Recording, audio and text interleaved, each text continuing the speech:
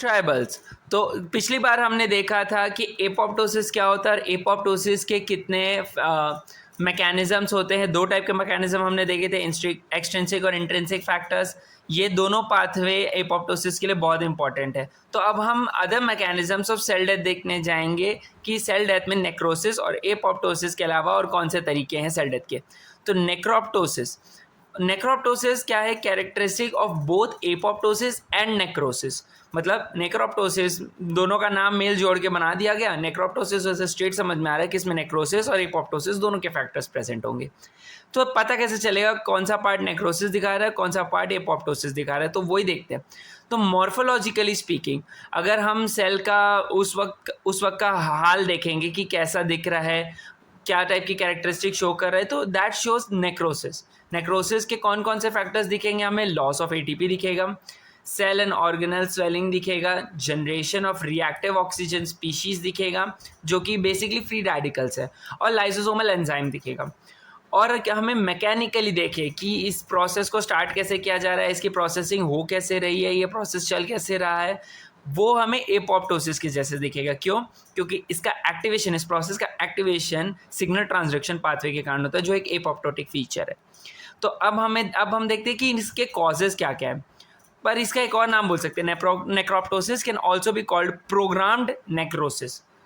यहाँ पे प्रोग्रामिंग हुई मैकेनिकली एंड मॉर्फोलॉजी, नेक्रोसिस की हुई क्योंकि यहाँ इन्फ्लेमेशन भी नोटिस होगा। तो इसीलिए तो अब कॉजेज देखते हैं। तो क्या है? पहले कॉजेज देखिए, फिजियोलॉजिकल कॉजेज हमें दिख रहे हैं। Formation of mammalian growth plate, इस टाइम पे फिजियोलॉजिकल नेक्रोप्टोसिस दिखती है। एंड पैथोलॉजिकल नेक्रोप्टोसिस कहाँ दिखता है? हमें नॉन एल्कोहलिक स्टीएटोटिक हिपेटाइटिस के टाइम मिलता है, जिसे शॉर्ट में नैश बोलते हैं, पैंक्रियाटाइटिस के दौरान, या न्यूरोडीजेनरेटिव डिजीज़ के कारण। न्यूरोडीजेनरेटिव डिजीज़ कौन कौन से होंगे? अल्जाइमर्स हो गया, पार्किंसोनिज्म हो गया, ये सारे। अब इसका देखते हैं कि प्रोसेस चलता कैसे, what is the mechanism of it. तो ये हमें दिख रहा है कि ये है सेल मेम्ब्रेन पे यहाँ पे रिसेप्टर्स प्रेजेंट होते हैं। ये रिसेप्टर्स और कोई नहीं, TNFR रिसेप्टर्स ही हैं। TNFR रिसेप्टर्स जो हमने देखा था एपोप्टोसिस के टाइम पे ही, TNF रिसेप्टर्स, और ये है उससे मीडिएटेड लाइगेंड। तो अब क्या होगा? लाइगेंड आएगा, TNF रिसेप्टर्स को स्टिमुलेट करेगा बाय लाइगेशन। ये लाइगेशन हुआ तो उसके कारण क्या होगा? नीचे गए, और जब inside the cell TNFR receptors intracellularly दो प्रोटीन प्रेजेंट होते हैं, one is RIP kinase 3 and RIP kinase 1। तो ये दोनों जो प्रोटीन है, after stimulation from the receptor, TNFR receptor से स्टिमुलेशन मिलने के बाद रिसेप्टर के नीचे एक मल्टी प्रोटीन कॉम्प्लेक्स बना लेते हैं। ये मल्टी प्रोटीन कॉम्प्लेक्स RIPK1 और RIPK3 के को मिला के बनता है। अब RIPK3 एक एक्टिवेटर प्रोटीन है। एक्टिवेटर प्रोटीन कैसे? जब ये मल्टी प्रोटीन कॉम्प्लेक्स बनेगा तो हमारे साइटोप्लाज्म में एक और प्रोटीन है, साइटोप्लाज्मिक प्रोटीन, जिसे बोलते हैं MLKL। अब इस MLKL प्रोटीन को RIPK3 फॉस्फोराइलेट करेगा, मतलब बेसिकली एक्टिवेट कर देगा। तो आफ्टर एक्टिवेशन या फॉस्फोराइलेशन ऑफ MLKL प्रोटीन के मोनोमर्स, बहुत सारे मोनोमर्स एक साथ मिलके एक ओलिगोमर क्रिएट कर लेंगे, एक बहुत सारा मिला के एक एग्रीगेट जैसा बना लेंगे। मैंने सबको किया, सब लोग एक झुंड में आएंगे, एक साथ एक एग्रीगेट फॉर्म करेंगे, और यही MLKL protein oligomer causes the membrane damage. अब मेम्ब्रेन डैमेज होगा, मेम्ब्रेन डैमेज किसका फीचर है? नेक्रोसिस का फीचर है। तो नेक्रोसिस होगा, हमारा मेम्ब्रेन डैमेज होगा, और लीड टू क्या करेगा? Cell death, tissue damage and inflammation हमें यहाँ देखने मिल रहा है। इसलिए morphologically we can say it is also necrosis, but pathway is going according to apoptosis. तो that is why this is called necroptosis. Now इसका कोई तो इम्पोर्टेंस होगा तभी हमारी बॉडी में। तो it acts as backup for host defense against viral infection which encode as caspase inhibitor. तो अगर फॉर एग्जांपल कोई वायरल इन्फेक्शन हमारे बॉडी के अंदर होता है, और फॉर एनी एग्जांपल कि कैस्पेज अगर इनएक्टिवेट हो गया उस वायरल डीएनए या वायरल प्रोटीन के कारण, जो कैस्पेज इनहिबिटर जैसा एनकोड कर रहा है जीन, वो डीएनए। तो कैस्पेज एक्टिवेट नहीं होगा तो नॉर्मल एपोप्टोसिस होगा नहीं। एंड नेक्रोप्टोसिस का एक फीचर है कि necroptosis is a caspase independent pathway. Caspase यहाँ पे कहीं नीडेड नहीं है, हम पूरा देख लिए, यहाँ पे कैस्पेज का कोई नीड नहीं पड़ा। तो इसलिए ये बैकअप होस्ट डिफेंस है, अगर कोई भी वायरल इन्फेक्शन कैस्पेज इनहिबिटर की तरह वर्क करेगा। इसका एग्जाम्पल क्या होगा? एग्जाम्पल है साइटोमेगैलो वायरस। तो दिस इज अबाउट नेक्रोप्टोसिस। अब आगे देखते हैं और डिफरेंट टाइप्स ऑफ कौन कौन से नेक्रोसिस और डिफरेंट टाइप ऑफ कौन कौन से मैकेनिज्म ऑफ सेल डेथ है। अब हम देखते हैं व्हाट इज पायरोप्टोसिस। पायरो का मतलब क्या समझ में आ रहा है हमें? रिलेटेड टू हीट, या मतलब यहाँ पे हमें फीवर देखने मिलेगा। तो क्या हो रहा है, पायरोप्टोसिस का मैकेनिज्म देखते हैं। फर्स्ट ऑफ ऑल यहाँ पे क्या होगा, माइक्रोब्स एंटर करेंगे साइटोप्लाज्म में। साइटोप्लाज्म में कुछ इनेट इम्यून रिस्पॉन्स होते हैं, वो एक्टिवेट हो जाएंगे इनका एंटर करते। ये इनेट इम्यून रिस्पॉन्स एक्टिवेट करेंगे नॉड लाइक रिसेप्टर्स। ये नॉड लाइक रिसेप्टर्स अपने साइटोप्लाज्म के अंदर प्रेजेंट रहता है, जो पैथोजन एसोसिएटेड कोई भी मॉलिक्यूलर प्रोटीन को आइडेंटिफाई करते हैं। फॉर एग्जांपल ग्लाइकन्स हो गया, या प्रोटीन्स हो गए उसके, या कोई भी टाइप का डीएनए हो गया, कोई भी टाइप के पैथोजन एसोसिएटेड मॉलिक्यूल को ये सेंस करेगा, और उसके कारण ये एक्टिवेट करेगा inflammasomes. Inflammasomes is basically interleukin activator along with adapter protein. अब अपना सेल अडेप्ट करने की तो कोशिश करेगा, तो कुछ अडेप्टर प्रोटीन क्रिएट करेगा ताकि खुद को चेंज कर सके या खुद को अडेप्ट कर सके उसके हिसाब से, और इसमें इंटरल्यूकिन एक्टिवेटर होता है। तो एक बार देख लेते हैं कि इन्फ्लेमासोम्स के अंदर क्या क्या प्रेजेंट होते हैं। तो इन्फ्लेमासोम्स के अंदर प्रेजेंट है अडेप्टर प्रोटीन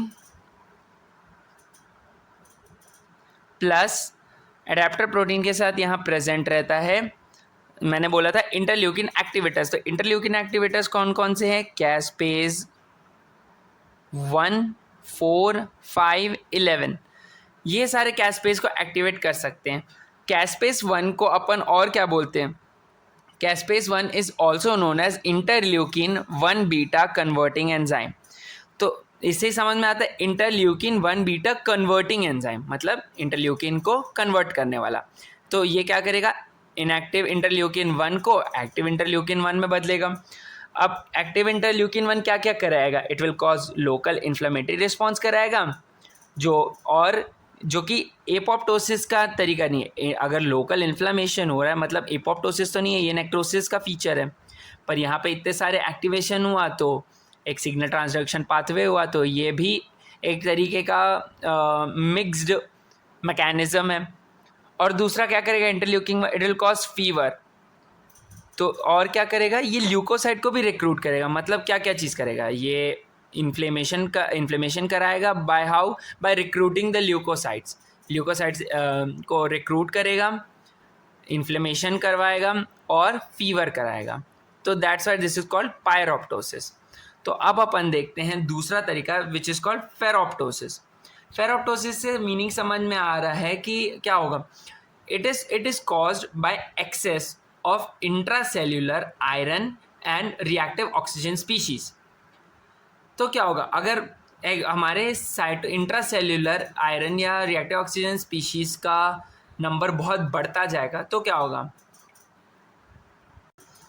तो अगर ये इंट्रासेल्यूलर आयरन और रिएक्टिव ऑक्सीजन स्पीशीज ज़्यादा बढ़ते हैं तो क्या होगा, हमारे सेल के अंदर एक एंटीऑक्सीडेंट डिफेंस मैकेनिज्म होता है जिसे अपन glutathione dependent antioxidant defence mechanism होता है हमारे सेल के अंदर, जो फ्री रेडिकल के डिफेंस से बचाता है हमें। तो अब क्या होगा, अब ये इतना ज़्यादा अगर बढ़ जाएगा, कोई भी फ्री रेडिकल या आयरन इतना बढ़ जाएगा तो वो ओवरवेल्म कर जाएगा ग्लूटाथायोन को, मतलब इसे वो संभाल नहीं पाएगा, ये इतना ज़्यादा हो जाएगा। तो क्या होगा, ग्लूटाथायोन डिफेंस मैकेनिज्म लॉस हो जाएगा। लॉस होगा तो क्या होगा, reactive oxygen species will cause membrane lipid peroxidation. Now membrane lipid peroxidation के कारण क्या होगा, मेम्ब्रेन की फंक्शनैलिटी का लॉस होगा। कौन कौन सी फंक्शनैलिटी का लॉस होगा, one is fluidity, lipid protein interaction, ion nutrient transport and membrane permeability. इन सब के एक एक फीचर्स हमने पहले बाकी वीडियोस में डिस्कस कर लिए। और क्या क्या होगा, लॉस, अब इसके कारण क्या होगा, लॉस ऑफ माइटोकॉन्ड्रियल क्रिस्टे होगा, and outer membrane damage, and outer membrane seen in cancer, stroke या न्यूरो डिजेनरेटिव डिसऑर्डर्स, यहाँ पे भी देखा जाएगा। अब इसमें क्या होगा, फाइनल चीज होगी cell death by necrosis resembling process. Again process was apoptosis but end is by necrosis, regulated by specific signals. जैसे देखा एक एक टाइप के सिग्नल्स इन सबको रेगुलेट कर रहे हैं, तो it is always regulated by specific signals and can be prevented by reducing iron level. अगर मैं आयरन लेवल कंट्रोल कर लूँ तो दिस विल बी कंट्रोल्ड। तो अब हम तीसरा वाला देखने, जो अब हम चौथा देखते हैं कि कौन सा है, तो दिस इज कॉल्ड एंटोसिस। तो now we'll come to entosis. Entosis is basically what? Non-macrophagic cells. अब मैक्रोफेज का हम कैरेक्टरिस्टिक जानते हैं, व्हाट इज फेगोसाइटोसिस, कि वो कोई भी टाइप के फॉरेन सेल या लिविंग सेल को एंगल्फ करके डाइजेस्ट करके किल कर देता है। बट यहाँ पे यही काम मैक्रोफेज की जगह लाइव सेल्स कर रहे हैं, लिविंग कोई और सेल्स कर रही जो नॉन मैक्रोफेजिक है। Non macrophagic living cells will invade और be engulfed by other cells. ये किस में देखा जाता है, ऑटो इम्यून हेपेटाइटिस में। इसमें hepatocyte eats the lymphocytes and kills them. तो ये चीज़ होती है एंटोसिस में, जहाँ नॉन मैक्रोफेजिक सेल्स मैक्रोफेज जैसा फंक्शन कर रहे हैं। दूसरा क्या, अब इसके बाद हम देखते हैं एम्पेरीपोलेसिस। एम्पेरीपोलेसिस का काम मैक्रोफेज और मेगाकैरियोसाइट्स ही करते हैं, बस इसमें एक डिफरेंस आता है, मैक्रोफेजेस जब ईट करते हैं तो वो उसे किल भी करते हैं। एम्पेरीपोलेसिस में यही डिफरेंस है, macrophages will engulf the cell, it is suppose to be engulfing but it won't kill it. यहाँ पे सेल जो एंगल्फ हुई है उसका किलिंग नहीं होगा, जो भी ऑर्गेनेल अंदर गया है उसका किलिंग नहीं होगा, तो उसके अंदर बस एक स्पॉट जैसा क्रिएट हो जाएगा। कैसा, अगर ये मैक्रोफेज है हमारा तो उसके अंदर ऐसे मॉथ ईटर टाइप अपीयरेंस या वैक्यूलेटेड अपीयरेंस ऐसी दिखेगी, क्योंकि मैक्रोफेज ने उसे ईट तो कर लिया बट उसे किल नहीं कर रहा, तो कुछ टाइम तक ये ऐसे ही रहता है। तो दिस इज कॉल्ड एम्पेरीपोलेसिस। ये कहाँ देखा जाए, जैसे engulfment of live cell and no killing of the cell. Example इसके क्या है, रोज़े-डॉर्फमैन डिजीज़। रोज़े-डॉर्फमैन डिजीज़ में हमें ये देखने मिलेगा, क्या क्या देखने मिलता है रोज़े-डॉर्फमैन डिजीज़ के कैरेक्टरिस्टिक्स क्या क्या होते हैं। उसमें मैसिव लिम्फेडिनोपैथी मिलती है, साइनस हिस्टियोसाइटोसिस मिलता है एंड एम्पेरीपोलेसिस मिलता है। तो इसका एग्जांपल हो गया रोज़े-डॉर्फमैन डिजीज़। अब आते हैं लास्ट, जिसे बोलते हैं अपन नेटोसिस। नेटोसिस में नेट का meaning is basically neutrophilic extra cellular trap Oasis. Neutrophilic extra cellular trap, इसका एक सिंपल सा मीनिंग है क्या, अब यहाँ पे एपोप्टोसिस किसका हो रहा है, नॉर्मल सेल्स का नहीं हो रहा, अब यहाँ पे एपोप्टोसिस हो रहा है न्यूट्रोफिल्स का। तो न्यूट्रोफिल्स विल अंडरगो एपोप्टोसिस, जिसके कारण it will release its histones. Histones is what, decondensed chromatin and proteases और डिफरेंट टाइप ऑफ प्रोटीन, जो भी उसका इनर डैमेज चीज़ है वो उनको बाहर निकालेगा। तो ये जितने भी हिस्टोन्स रिलीज हुए हैं, it will come in contact with arginine. Once it comes in contact with arginine, it forms a basket-like structure. एक basket-like structure form करेगा and it will form a trap. एक trap जैसा बनाएगा. Now what will this trap do? ये trap will contain the inflammatory cells and the bacteria in it. तो ये जितना भी इन्फ्लेमेशन हुआ इसको स्प्रेड नहीं होने देगा, ये एक जगह पे इसको कंटेन करके रख देगा due to formation of traps. तो this is all about the other mechanism of cell death. अब इसके आगे देखते हैं कि सेल डेथ होने के बाद अंदर में क्या होता है, या फिर एक और चीज़ बोल सकते हैं अपन ऑटोफेगी क्या होती है, एक और टाइप का ऑर्गेनेल डेथ या कैनिबलिज्म जैसा बोल सकते हैं। तो let's talk about it. Now let's come to autophagy. Autophagy क्या है, autophagy means, auto means self और फेगी मीन्स ईटिंग, तो basically it's self eating and cell जिसमें cell eats its own content. अब this is also an evolutionary conserved survival mechanism.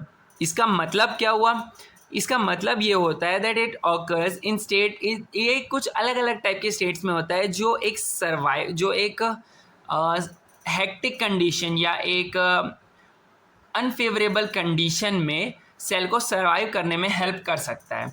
तो इसके क्या क्या कॉजेज हो सकते हैं, इसके कॉजेज एक हो सकता है, one is physiological, the other is pathological. Physiologically हमें कहाँ देखने मिलता है, एजिंग और एक्सरसाइज के दौरान, और पैथोलॉजिकली कब देखने मिलता है, जब सेल स्टार्व्ड मोड में हो, न्यूट्रिएंट डेप्रीविएशन, जब सेल एकदम स्टार्व्ड हो जाए तो वो अपने ही ऑर्गेनेल्स को खाने लगता है और उस डाइजेस्टेड कंटेंट को रिसाइकल करता है, उसे यूज़ करता है। तो इट इज़ बेसिकली कैनिबलिज्म। तो अब टाइप्स क्या होते हैं, ऑटोफेगी के 3 टाइप्स होते हैं, one is macro autophagy, micro autophagy and chaperone mediated autophagy. Now let's talk about what is macro autophagy. अब मैक्रो ऑटोफेगी में हमें क्या देखने मिलता है, macro autophagy is all about एक फेगोफोर फॉर्म होगा या एक पाउच जैसा फॉर्म होगा जिसके अंदर डाइजेस्टिव कंटेंट एंटर करेंगे एंड अलॉन्ग विद लाइजोसोम इस सब का डिसोल्यूशन एंड रिसाइकलिंग होगा। तो इसका प्रोसेस देखते हैं। इसका प्रोसेस के 3 स्टेप होते हैं, one is initiation, second is elongation and third is termination. तो अब देखते हैं क्या होता है। First step is initiation. Initiation में क्या होता है, first is the formation of phagophore derive. अब ये phagophore is mostly derive by endoplasmic reticulum. अब आगे क्या देखते हैं, अब ये फेगोफोर तो क्रिएट हो गया। अब फेगोफोर क्या करेगा, it is a open pouch like this. अब क्या होगा, जितने भी सेलुलर ऑर्गेनेल्स है ये सब एंटर करेंगे इसके अंदर। अब ये एंटर करके आएगा अपने सेकेंड फेज में which is called the elongation. Elongation में क्या होगा, अब ये जो एंड्स है, दोनों एंड्स ये एक्सटेंड करेंगे, इलोंगेट करेंगे और it will close each other. ये क्लोज हो जाएंगे, ये ऐसा एक नया यहाँ से एक अलग फॉर्म होगा और ऐसे क्लोज हो जाएंगे। Now this joining is due to joining by the light chain 3 which is present in the cytoplasm and this light chain 3 is the marker of autophagy। तो ये elongation डिपेंड किस पे करता है, elongation depends on conjugation system. Conjugation mean मेल होना किसी भी चीज़ का, मतलब किसी भी चीज़ का मिलना, this is the conjugation system. तो it results in covalent linkage between microtubules associated light chain 3। ये लाइट चेन 3 इज एसोसिएटेड या composed of microtubules and lipid phosphatidyl ethanolamine जो हमारे माइक्रोट्यूब्यूल में प्रेजेंट होता है। तो क्या होगा, जो जितने भी माइक्रोट्यूब्यूल्स आएंगे वो इस जो ये मेम्ब्रेन क्रिएटेड है, मैं इसको और सिंपली समझाता हूँ। ये मेम्ब्रेन है, ये मेम्ब्रेन के अंदर लिपिड फॉस्फेटिडिल इथेनोलामीन प्रेजेंट है। अब ये लिपिड फॉस्फेटिडिल इथेनोलामीन के साथ ये कोवैलेंट बॉन्ड क्रिएट होगा by the microtubules associated with light chain 3।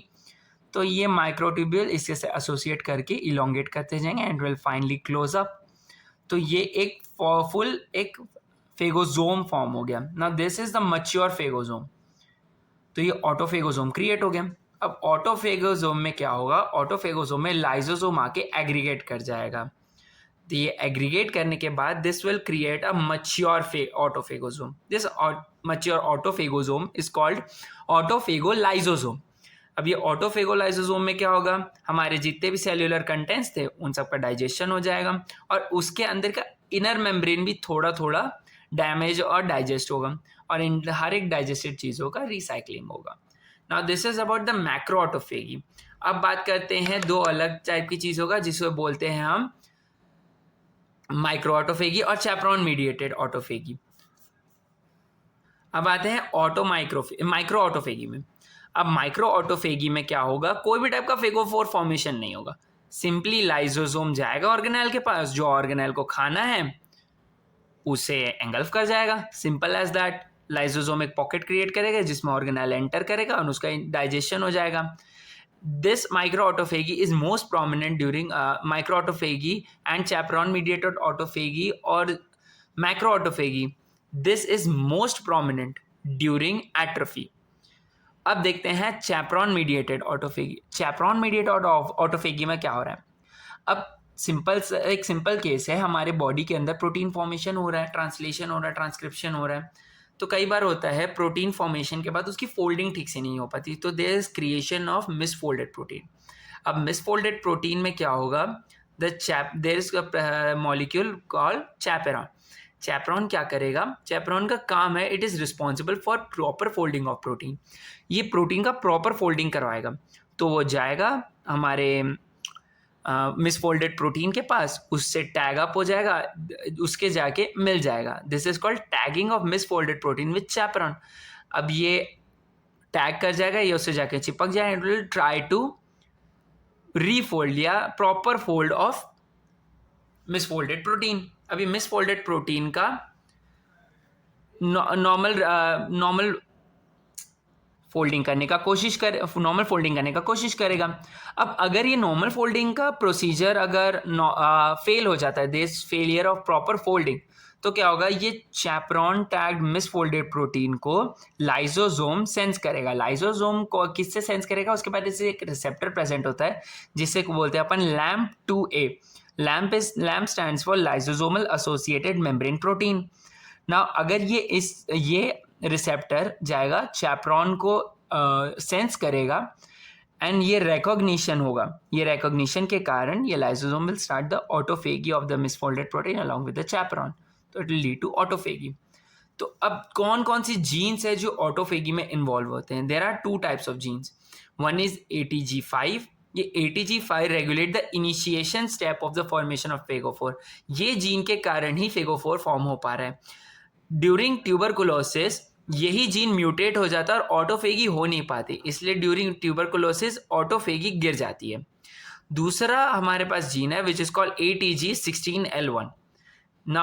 अब ये वाला जो जीन है, this will be mutated during Crohn's disease and ulcerative colitis. This will also lead to reduction of autophagy. और दूसरे कॉजेज क्या क्या हैं? एक है कैंसर। अब कैंसर में भी टाइप्स होते हैं, depending on the cancer it may increase the autophagy and it may decrease the autophagy, जिसका आगे और एग्जांपल्स मिलेंगे तो वहां पे डिस्कस करेंगे। और दूसरे कॉजेस क्या है? Neurodegenerative disorders. न्यूरोडीजेनरेटिव डिसऑर्डर्स कौन कौन से? For example Alzheimer's disease. इसमें इम्पेयर्ड ऑटोफेगोसोम्स बनते हैं जिसके कारण न्यूरोडीजेनरेशन बढ़ जाएगा। अब इम्पेयर्ड ऑटोफेगोसोम्स है तो इसमें क्या हो रहा है, ऑटोफेगी बढ़ जाएगी। अब ऑटोफेगी बढ़ेगी तो न्यूरोडीजेनरेशन बढ़ेगा।